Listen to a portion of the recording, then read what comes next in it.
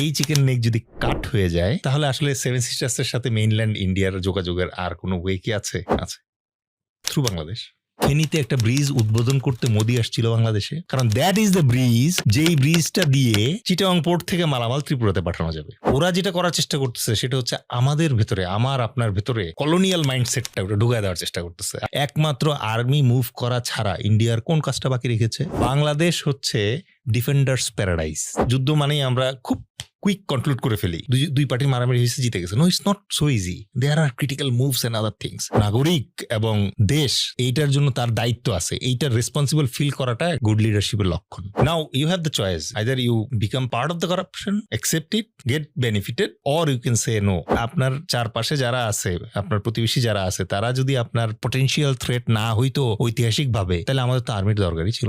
Del H খান একই সাথে একজন retired major, best selling author এবং কর্পোরেট ট্রেনার। গত প্রায় 20 বছর তিনি বাংলাদেশ আর্মিকে সার্ভিস দিয়েছেন। কাজ করেছেন আফ্রিকার বিভিন্ন দেশে জাতিসংঘের শান্তিরক্ষা মিশনে। দেশের ভেতরেও তিনি পার্বত্য চট্টগ্রামের পাহাড়ি এলাকায় দায়িত্ব পালন করেছেন। তার লেখা one of the best selling books হচ্ছে আধুনিক দৃষ্টিকোণে সানজুর দ্য আর্ট অফ ওয়ার। সেনাবাহিনীর ডিসিপ্লিন এবং এক্সপিরিয়েন্স তিনি এখন কাজে লাগাচ্ছেন কর্পোরেট ট্রেনিং এবং বিজনেস ডেভেলপমেন্টে। 2 সেন্টস পডকাস্টের আজকের গেস্ট ডেল এইচ খান।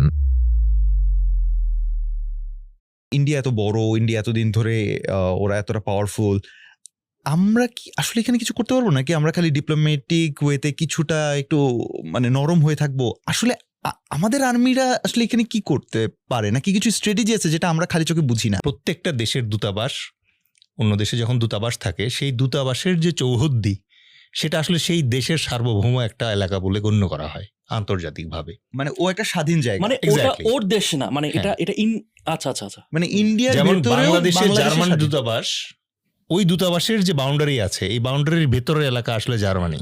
আচ্ছা, ইভেন বাংলাদেশ সরকারের কোনো বাহিনী ওই জার্মান দূতাবাসের যে প্রধান আছে, রাষ্ট্রদূত, তার অনুমতি ব্যতিরেকে ওখানে ঢুকতে পারবেন না। যদি ঢোকেন তাহলে জার্মানি বলতে পারেন যে আপনি আমার দেশের ইন্টারন্যাশনাল বাউন্ডারি ক্রস করেছেন।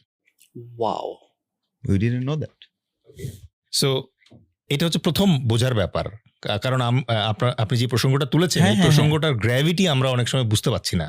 কারণ গত 15 বছর ধরে আমাদের এমনভাবে ব্রেন ওয়াশ করা হয়েছে যে ইন্ডিয়া যা করে তাতেই আমরা ভালো কিছু খোঁজার চেষ্টা করি, বাট এখানে ভালো কিছু খোঁজার নাই। প্রথম কথা হচ্ছে যে শুধু একটা না, একাধিক, কলকাতা, আগরতলা, একাধিক আমাদের দূতাবাস তাদের